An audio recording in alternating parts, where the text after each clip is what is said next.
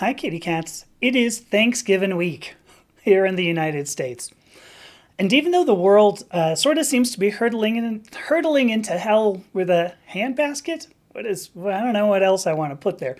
Even though the world seems to be hurtling into hell, I still think, we can be thankful. There's still plenty of things to be thankful about. So today, I just want to talk about what personally I am thankful for this week. And then we're going to hop back into, of course, our wonderful game, Super Lesbian Animal RPG. So I think it's going to be a funny show tonight. I hope you will stick around and check it out and find out. Let me do some opening plugs here. So I am Dr. Amethysta Herrick. I am both an author and a podcaster. And I discuss identity and gender from a scientific standpoint. No joke. So you can find more information about me and the work that I do at my website down below. That is purplepawclan.com. You can see the URL right down there. If you go to that website, you can find, first of all of the social media networks that I'm on, but you can also read the articles that I've written, view the podcasts that I do, all kinds of stuff. There's a lot of good stuff. If you want to support my work, you can get a subscription on the website for as little as $5 a month. I'm trying to turn down my mic here, but you can get a subscription for as low as $5 a month, and that supports me financially. But you can even just sign up for my free email newsletter, keep aware of everything that I'm up to, including, where I'm going with my hypnotism practice, which is ramping up, and it's a lot of good fun. So if you wanted hypnosis, come talk to me about that. Once again, you can reach me through the website.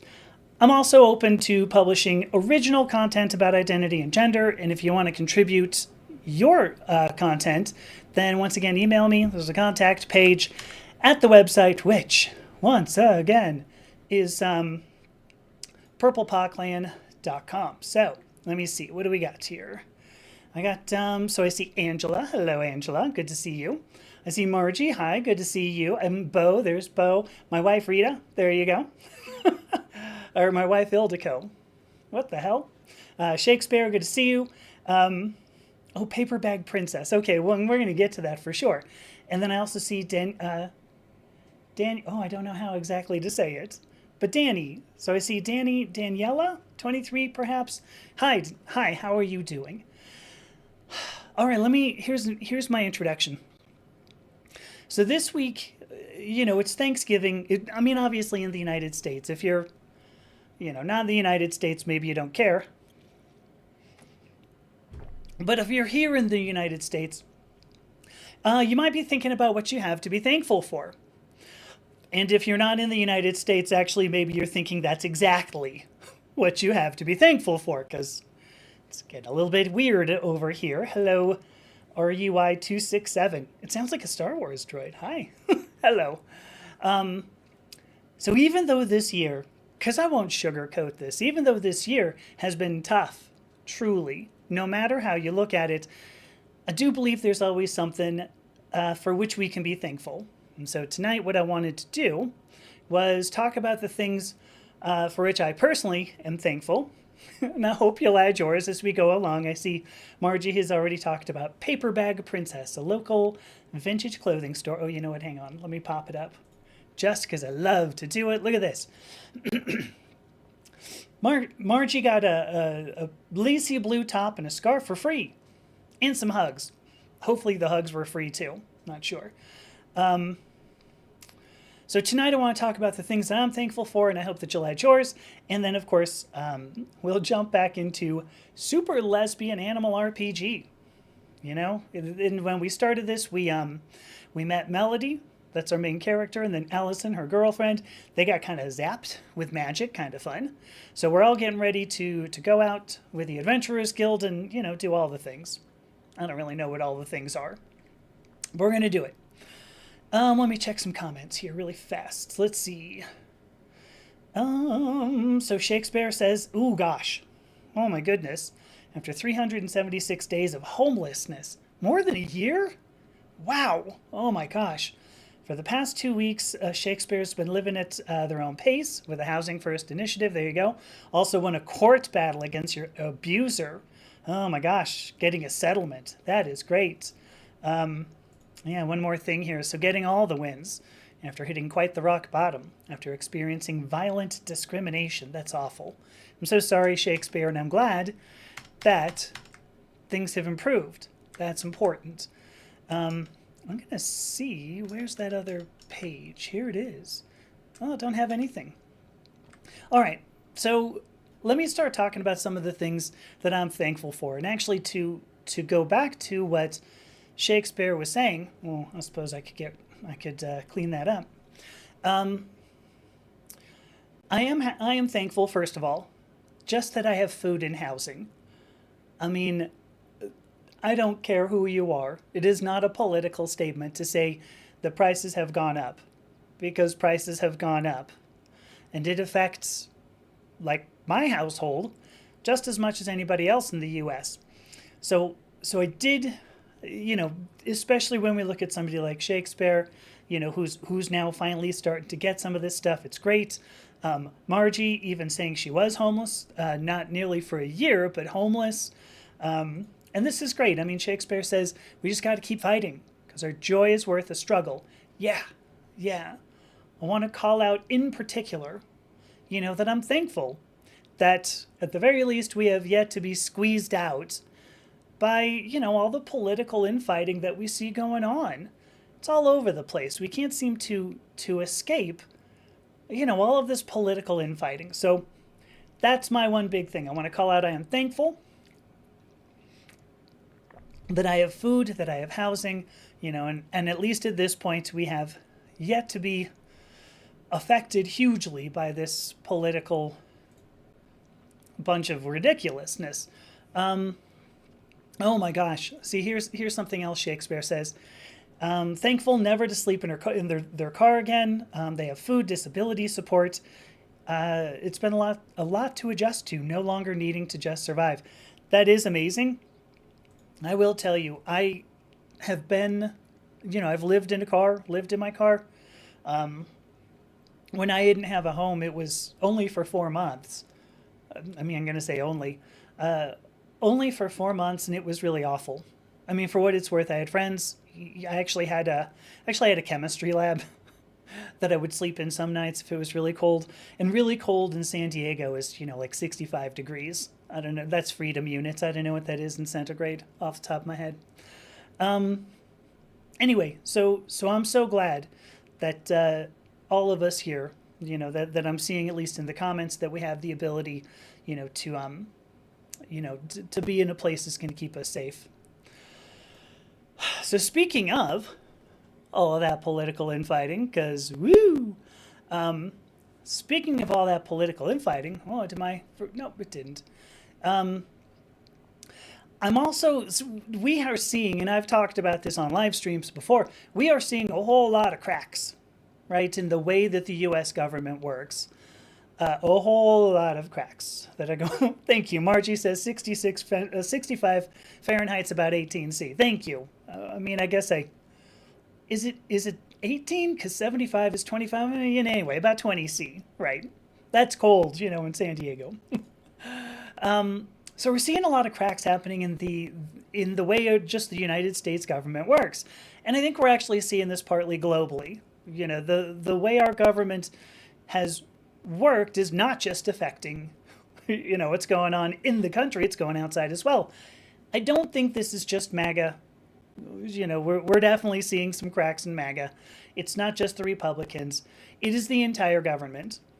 Absolutely the entire government, from the judicial branch, the Supreme Court, the executive branch, all the crazy things we're doing there with healthcare, like the Health and Human Services Department, the legislative branch, all of this is looking pretty kind of wacky right about now. And we are figuring out that politicians, the ones who are profiting from this, are the politicians. They are being shown to profit from this status quo, even when they don't claim to support it. I mean, geez, it's been hard for them just to figure out, what, maybe we shouldn't be able to do insider trading. Yeah, that sounds like maybe a good idea. What? Yes. Ridiculous. there are so obviously distinct classes here. There is the elite class worth, of the people who are running the show, and then there's like us. So really sucks. So I want to say flat out on that one, I am thankful that we are likely witnessing one of the last administrations that will get away with all that they have for as long as they did. Because I think we've now seen it, and we're starting to go, hey, that doesn't seem right. As we should have this whole time. But what are they getting away with? Here's what we're getting away with. We are also seeing how the rich, how do I want to put it, highly favored by the government? How about run the show?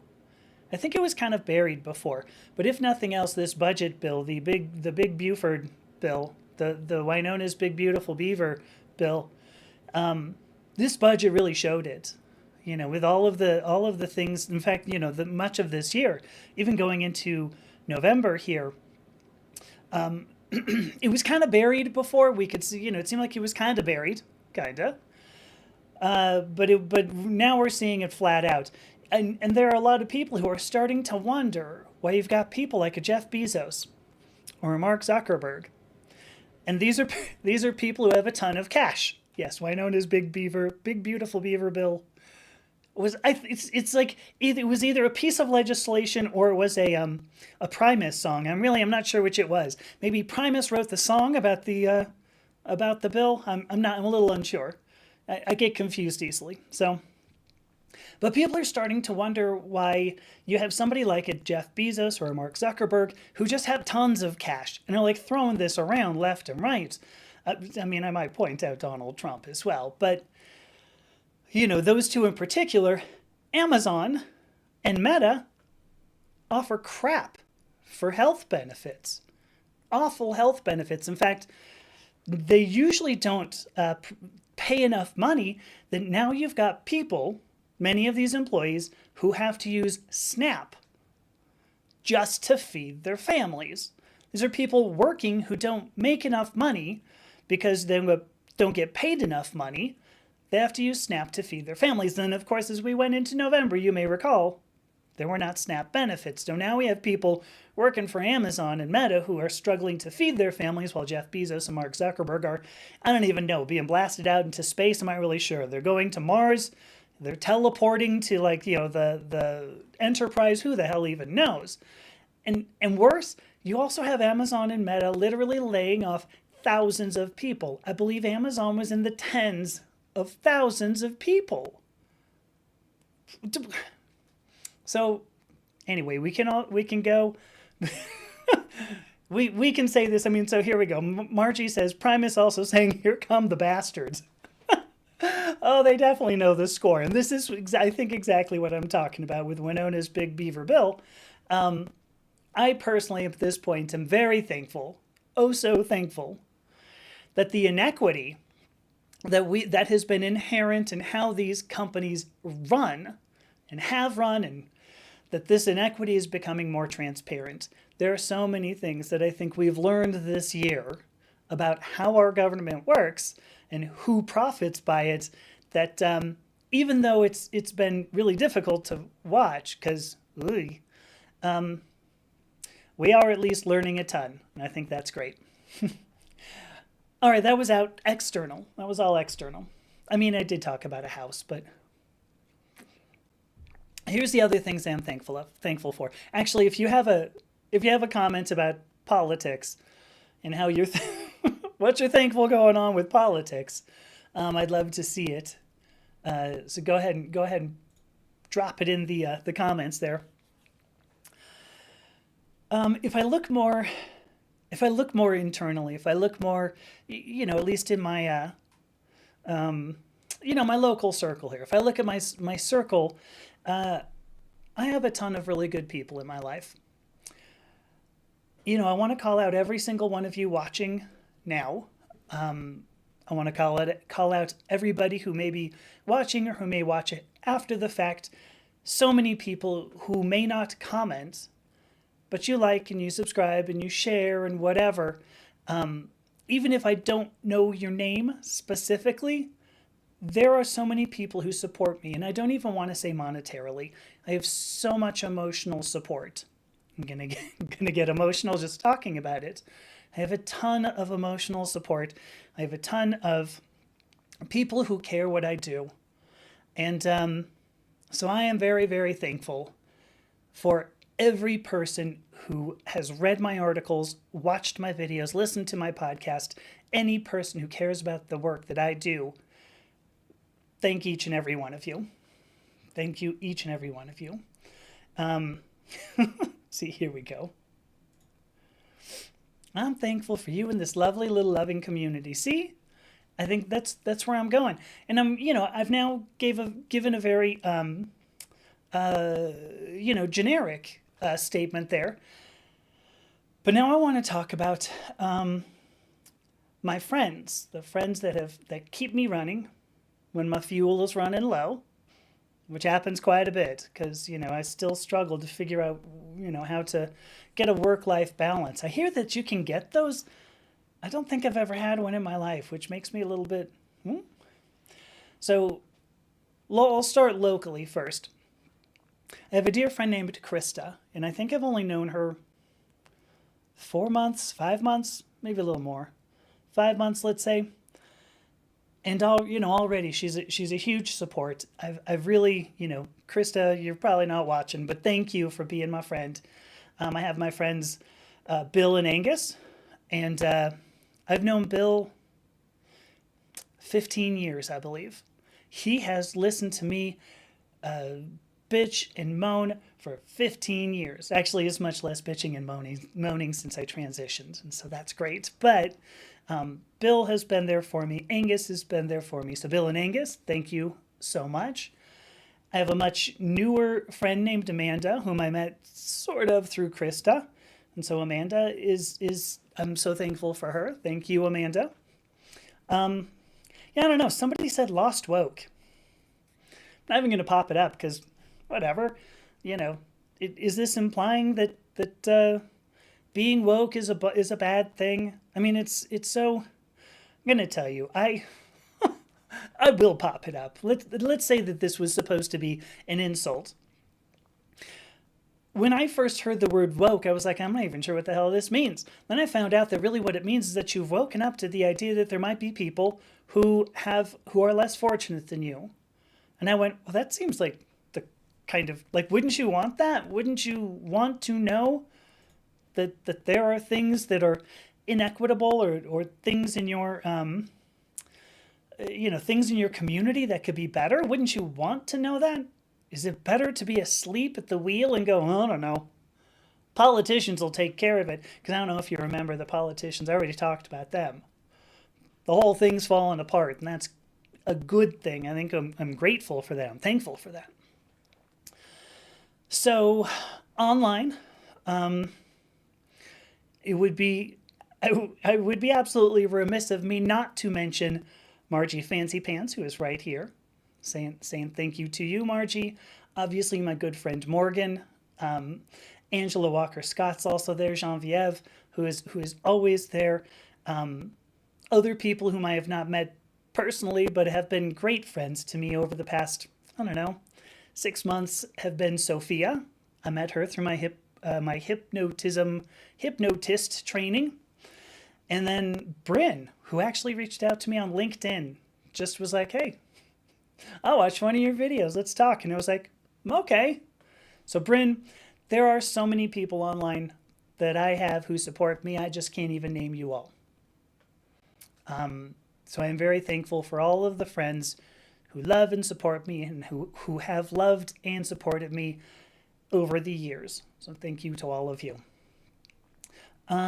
Here we go. So Angela says she enjoys our discussions and the interactions. Yeah, related to the transgender community. Do you know, Angela says she doesn't know any transgender people locally nowadays. I know really few. I had to drive somewhere to meet somebody who's transgender. I don't know many people. Hacker Man asks male or female. So at this point, I have not. I don't have any. I don't have any parts, so there's no gametes being made here. Let's see. So these are all the people that I have. So I've now mentioned all of these people. Now I want to go even a little bit more, a little closer. So my immediate family. Actually, before I do this, because then I will end up crying. Who knows? Maybe, maybe not. But it's 5:20, so I'll go ahead and I'll do my station identification, FCC mandated.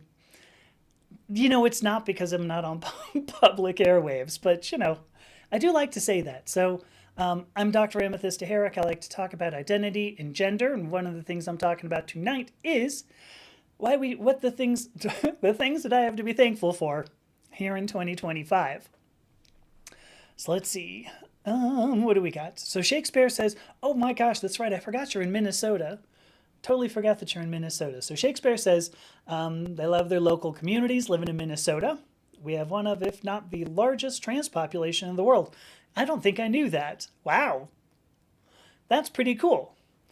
And look at this. Oh, yeah, that's right. We were going to talk about this, Shakespeare, that there's a queer-focused community center. I don't know if we ever actually had a conversation about that, but that's awesome. How amazing is it to have like actual queer-focused community centers?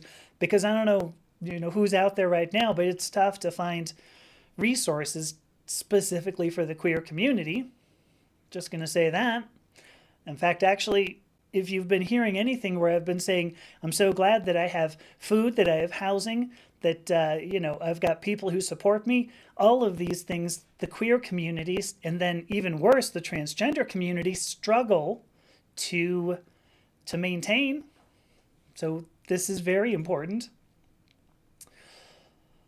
All right, my immediate family.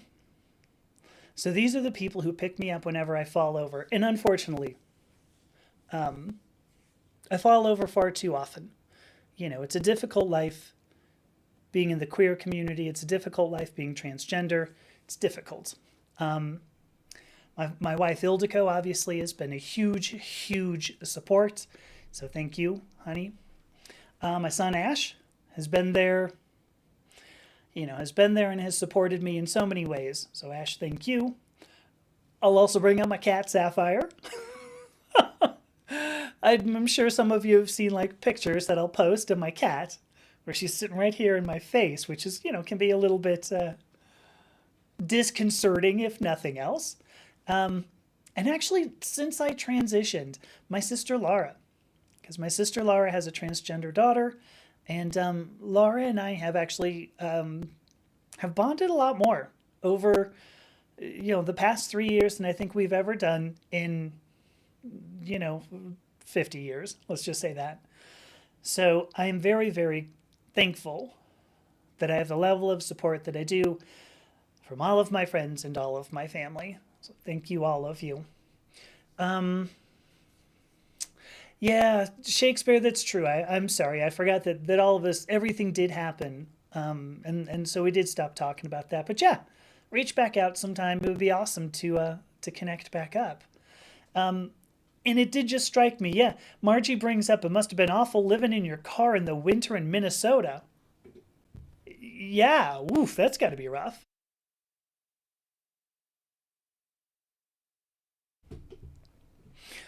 Yeah, that's got to be awful. So I'm glad that you've gotten that taken care of. Um, so I've got Haru can read. I'm only seeing the handles now. I'm not actually seeing the display names. So hello. I'm glad you've been here for a while, or I'm glad you're back. Thank you so much for being here. I'm also looking at Ella. Hello, Ella. Good to see you. I think it's been a couple of weeks, so I'm glad to see you.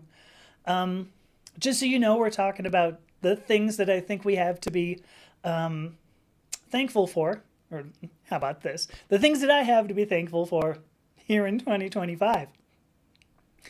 All right, now I'm going to go totally and completely, this is not people. This is not environment.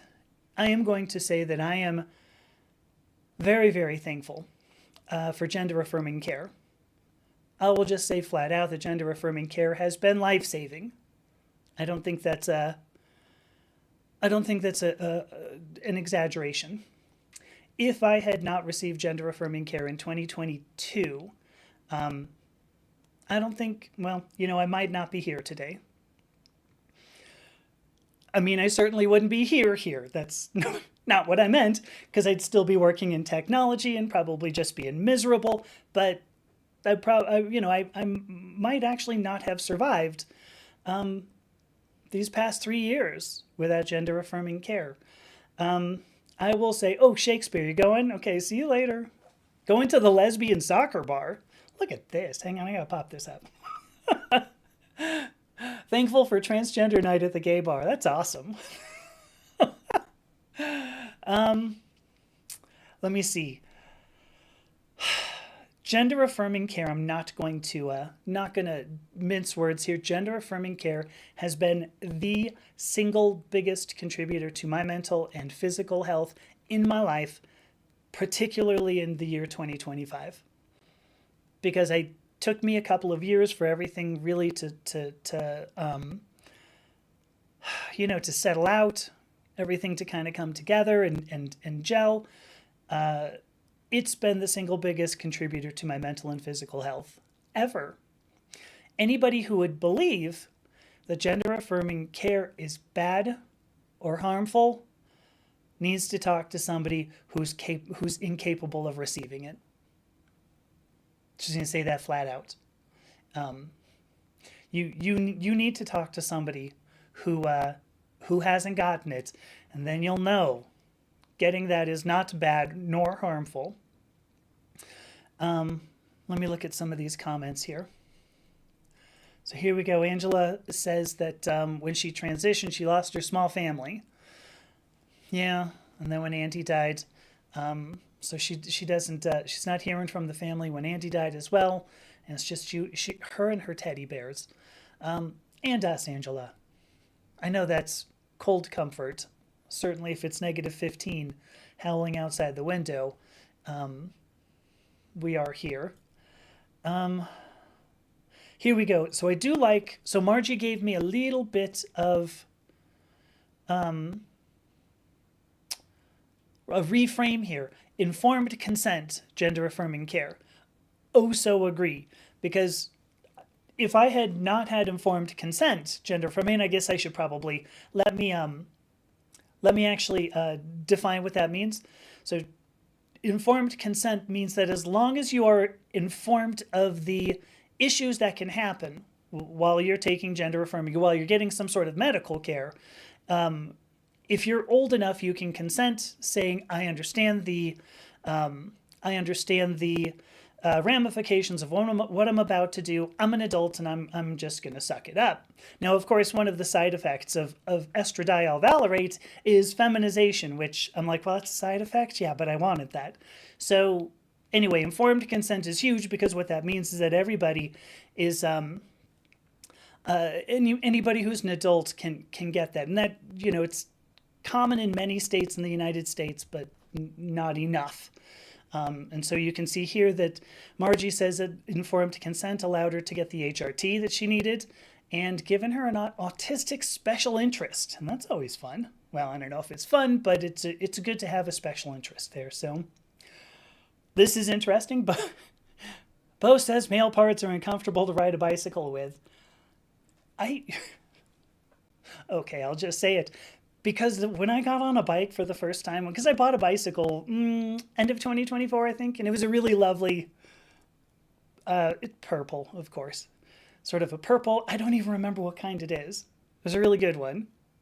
I can't think of what it was. Anyway, I really like it. The point is, when I first got on it, I was like, wow, this is really nice. Oh, I'm sorry, after surgery. I was like, wow, this is really great. Who knew? There you go. I like this. Shakespeare signs off saying "Yo Asa cat," "Yo Asa cat." I think, I forget. Some Hungarian there, so that's kind of fun. Let's see. Look at this. Shakespeare says right here. Yeah, Shakespeare wished they had gender affirming care in 1998 instead of being abused for coming out. Wouldn't that be lovely? Wouldn't it be lovely if people said, "Oh, this doesn't feel comfortable. Let's figure out if there's, something we can do here. Haru, you asked the question. Where is it? Yes. So Haru asks, am I streaming on more than one platform? Quick answer, yes. I'm actually on 4 at the moment. It's going to 4 different things right now. Some of that is just vertical versus horizontal, and then, there are 2 other platforms I'm going here too. So, let's see. Ella says, hope everybody is having a nice holiday week. No doubt. See, I just kind of wanted to, I shouldn't say it like that. I didn't want to have to do anything very cerebral. And so here's why I'm just talking about it, being thankful. So let me see. Let me finish up this last one here. So, gender affirming care. I do want to say, so I am oh so thankful that the medical community is what it is today. So that it allowed me to get hormone replacement therapy, get reconstructive surgery that I have gotten, and then finally just to give me the ongoing support that no shit continues to improve my life with every dang day. Every day. All right, what else do we have here? Angela brings up the point that almost all of us have. Excuse me. My apologies. That she had to transition no matter what she lost. I think that is such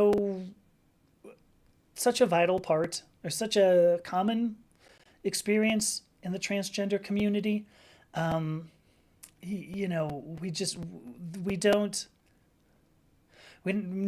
of us transitions just because we want to. All of us transition because we really have to. And I wish that were more obvious to people today. So Ella says she didn't know that many people to begin with, so she didn't lose anyone but her aunt and grandma. Well, it's still people.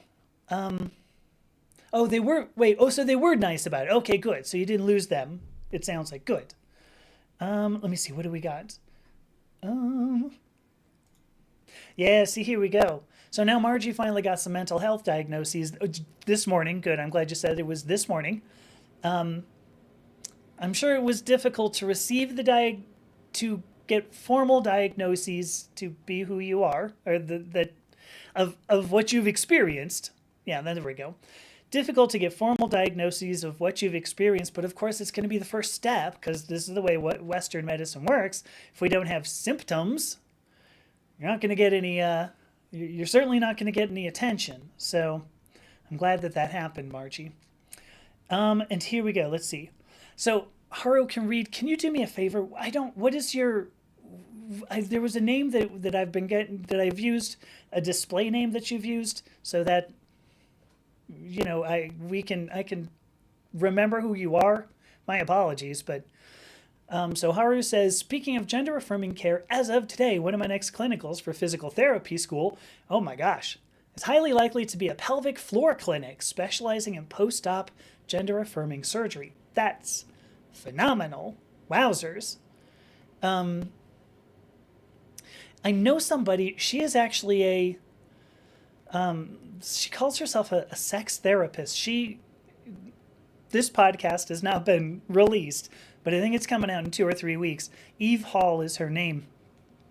And you can actually go and see her. She has the Please Me podcast. Please Me with an exclamation point. Please Me podcast. But she's the same. She started off, she was in physical therapy. She's a physical therapist, specialized in pelvic floor, and ended up becoming like a big sexologist. So she's like a sex therapist type person, physical therapist. It is really interesting, the work that she does and the things that she's learned just from, applying physical therapy to, the pelvic floor and everything that's in that general area, as you know what I mean. So yeah, Haru, yeah, I'd love to, if you want, reach out to me and I'll see if I can get you in touch with Eve, because I bet you she would like to know other people as well. So let me know. I think Rose says this very, very well. Rose Sandberg here. This is a very common experience in the transgender community. It was either transition or self-termination. It is a very easy choice. It is a very easy choice. Unfortunately, not always easy to make the choice, because we have a lot of people who go, oh, you don't want to do that kind of thing. Why don't you just wait? Why don't you figure out if this is really what you want? Because so many of us want to go through years and years of hormone, a brand new puberty, going through essentially a brand new puberty, going through possibly surgeries, going through all the legal rigmarole to change our name and everything. That's pretty comfortable, no doubt. Not to mention asking the rest of the world now to please recognize and respect the identity that we've had, but just hidden for your benefit.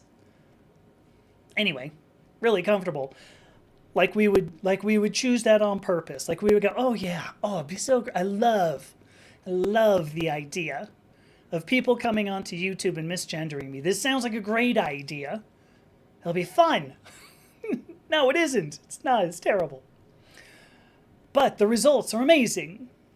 So, and on that note, here's my last thing that I've got. I can't believe I pulled 36 minutes out of this. That's fairly impressive. The last thing that I am thankful for. Actually, one sec, because here we go. Look. I think that completely says what I'm saying.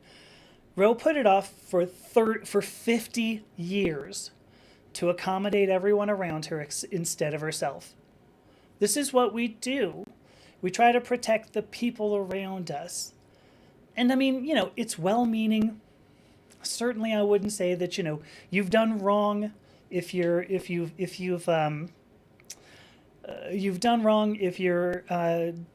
helping, protecting the people around you. I'm not trying to say that's bad, but this is what we do. And if people around us think that we're transitioning to hurt them, okay, how much do you think we've hurt ourselves for decades?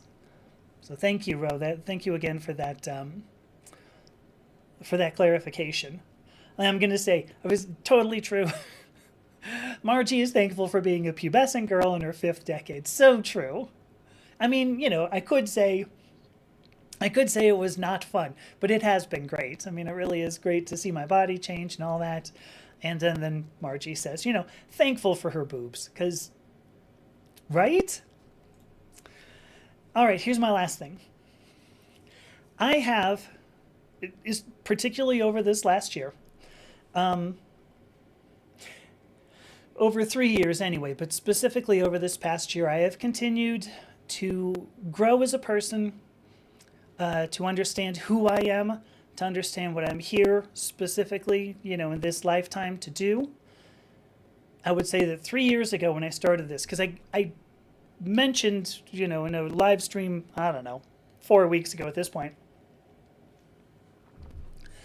that November of 2022 is when I retired from technology and started doing, this. 3 years ago, I had I guess 3 years ago I was just writing. I wasn't doing this, but 3 years ago I had little idea what my purpose was. I started doing this because I'm like, I just need to explain myself to myself. I don't know what I'm doing and I don't exactly know why I'm doing it, but I'm going to do this. I figured I would figure it out along the way, but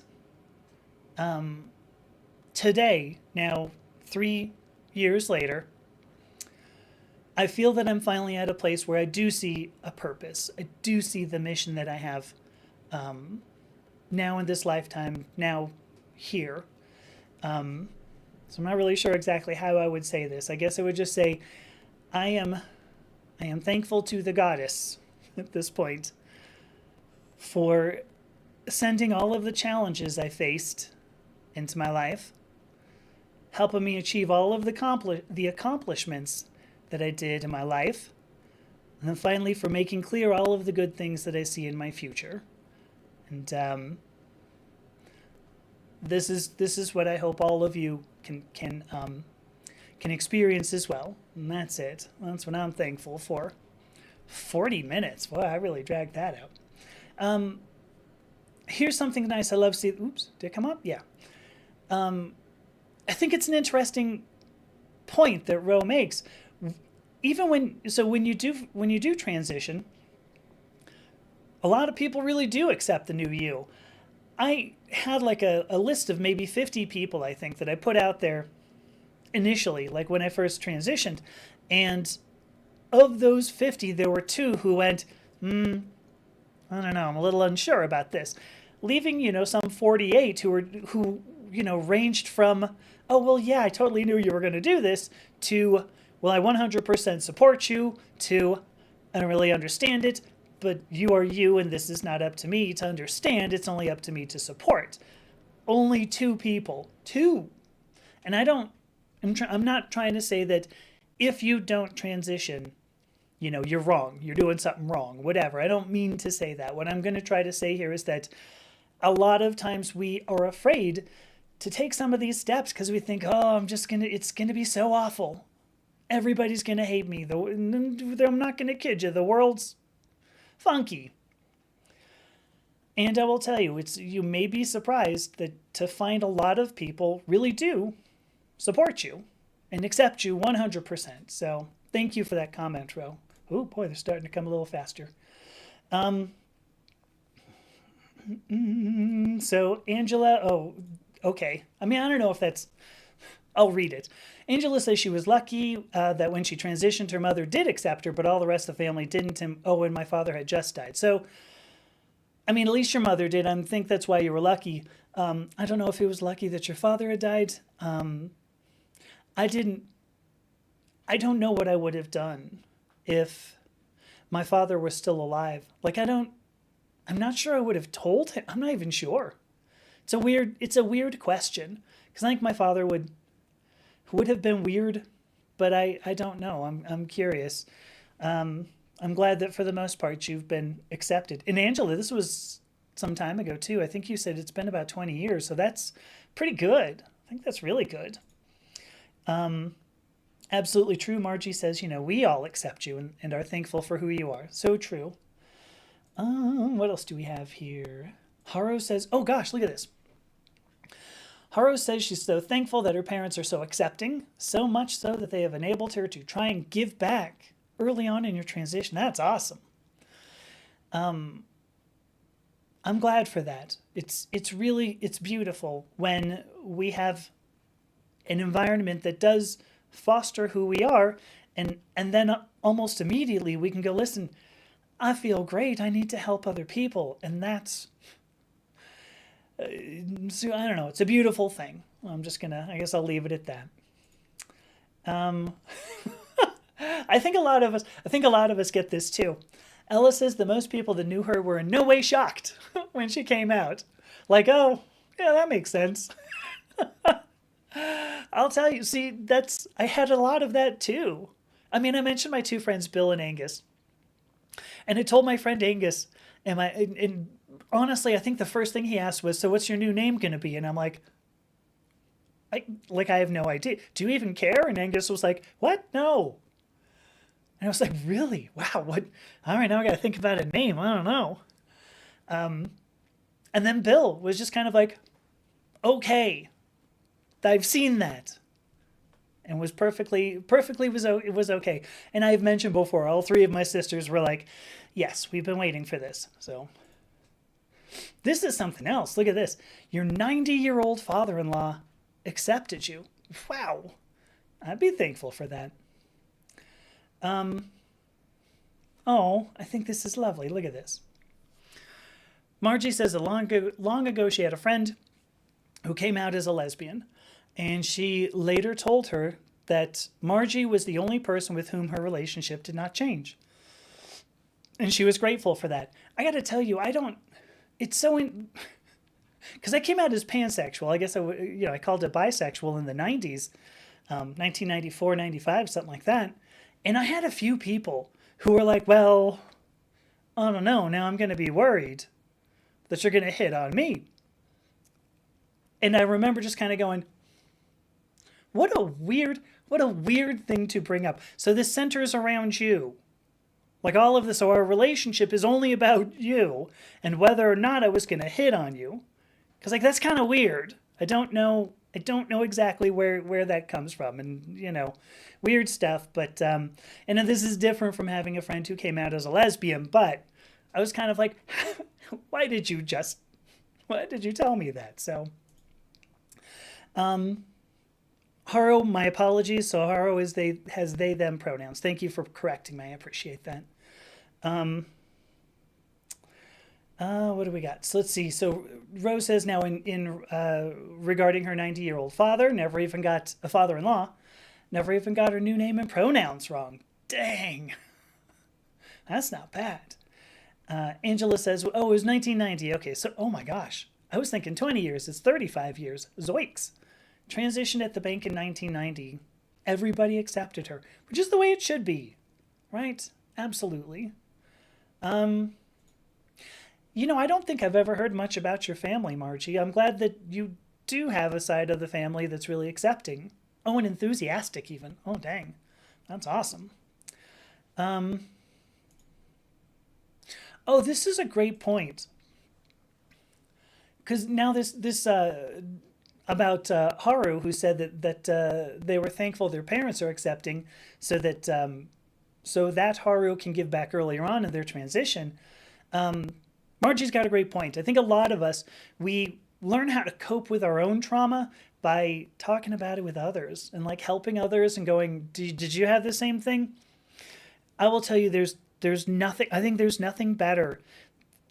There was nothing better for me. Let me say this. When I started my transition, like I was just reading Medium. There were a lot of people I was reading on Medium. That is a blogging type website. And reading that other people had experiences that were very similar to mine, I was like, oh my gosh, I am not totally weird. I was willing to accept every single experience I had, but it was like, well, not like anybody else had these experiences. And if, I guess I didn't care if they were weird or not, but it goes such a long way, as Margie's saying, to help us process the things that we go through. And we go, oh, look at that. I'm actually okay. I'm actually okay. And so anyway, this is partly why I do what I do, because I want some people who are, maybe going, why do I feel this way? To hear some of the message that I have, or Margie, or Angela, Ella, Ro, all of us, that we go, yeah, we had that too. Totally. Makes sense. So thank you for that comment, Margie. Very good. Yeah, and Ella even brings up, Ella brings up, Margie, that's a very positive and constructive way to deal with it. Yeah.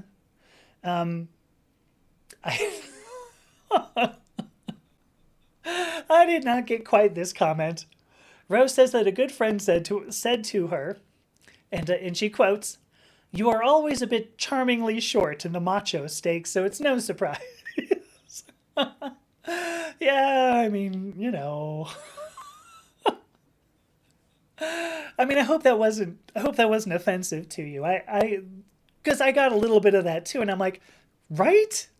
This is why I've been the way I am. And people go, oh my gosh, yeah. Oh, I totally get what you. Oh yeah, wow. It must have been awful for you. And I'm like, totally was. Yeah, it's terrible. Anyway, and then Haru says, in regard to them helping other people, that one of their friends who helped them realize, that they wanted to transition with hormones, said that they felt they were running an MLM. Since they were trans non-binary as well. I'm trying to figure. I know I'm putting together like a partner page for my website, and it's not up there yet, but it's in the process. I'm hoping to have it done this week. Let's just say that, depending upon when I get like logos and blurbs and stuff. But I feel like I'm kind of doing that too. It's kind of like, look, here are partners that I have. You can do the same. You can transition too, and I don't know. Then it'll turn into like the Mary Kay, of gender transition. So,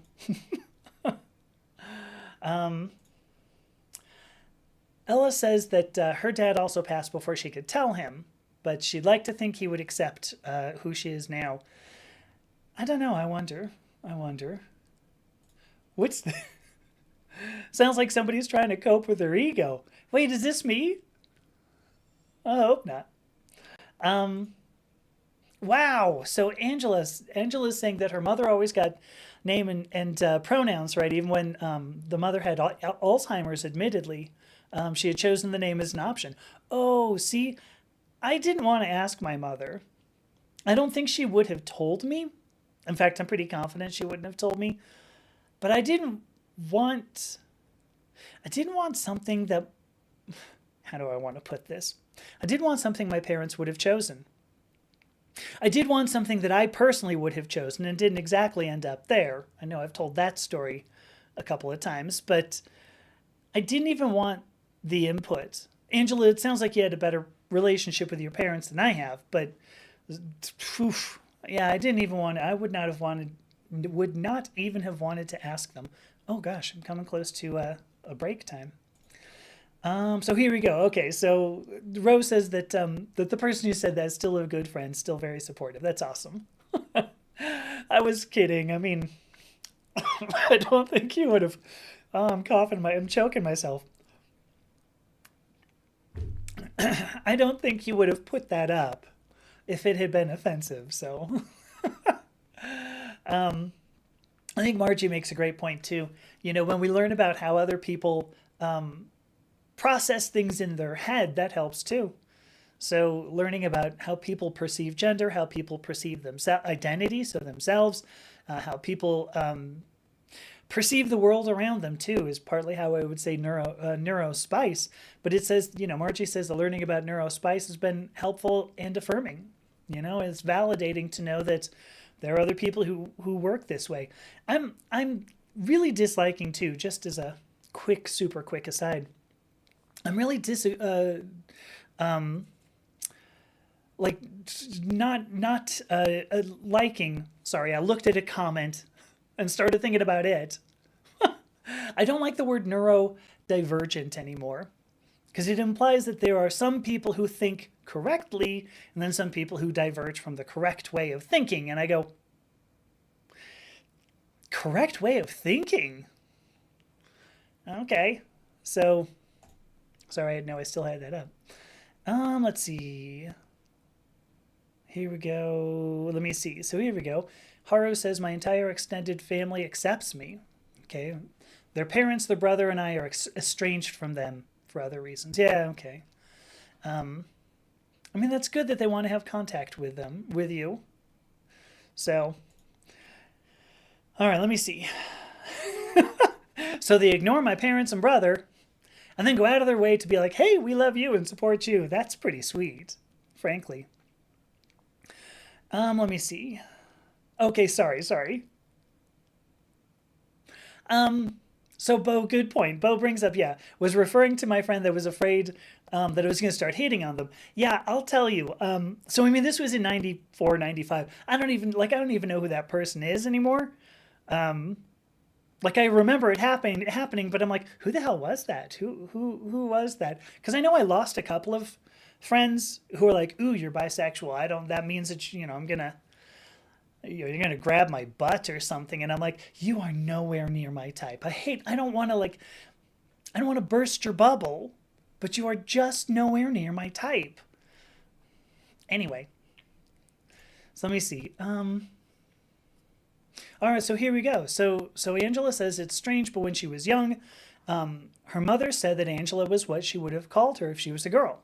Interesting. So wow, that's fascinating.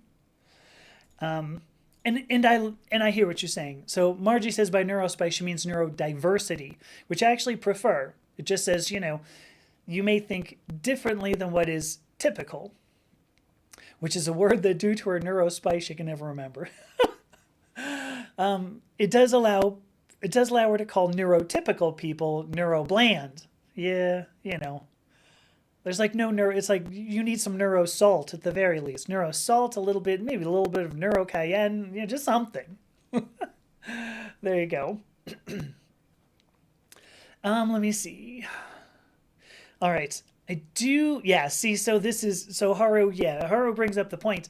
Neurodivergent feels like a bridge kind of phrase, like gender non-conforming. I had, just as an aside, there was somebody who has a PhD, which I do too, not the point. Somebody who has like a PhD in gender studies, psychology, I'm a little unsure, wrote a whole article that says, you know what, we need to start using the word gender nonconforming instead of transgender, using that as an umbrella term. And I said, I don't, and this is somebody who's transgender. I wish I could remember her name, but I'm blanking on it. No, I think I'm remembering it. But she says, we need to use this term because it's much kinder. And I was like, but it implies that there is a gender to which we should conform. Shouldn't we not do that? Are you sure we should do that? Because I think that's a bad idea. I don't think we should assume that there are genders to which we should conform. There are gender norms, sure, that your social environment's going to hope you conform to, because then they're not going to dump on you, like we'll get in here sometimes. But gender non-conforming, and I think it ends up being a little bit insulting, personally, when you are non-conforming to something, because it implies that there is a right and a wrong way to do something. And when it comes down to identity and gender, I don't believe there is a right and wrong way. Period. Let me see. Oh my gosh. There's a few things. Bo says gender conformity is boring. So true. So Haro says, yeah, gender nonconforming feels like it should apply to gender expression rather than identity. For what it's worth, I mean, at least in my own work, I consider, so gender expression would be an outward expression of something. I see that as part of identity, just because identity is, part of identity is expressed through the physical. I know that I diverge. See, there we go. I'm using it. I do diverge at least a little bit from the way a lot of philosophers would like to define identity.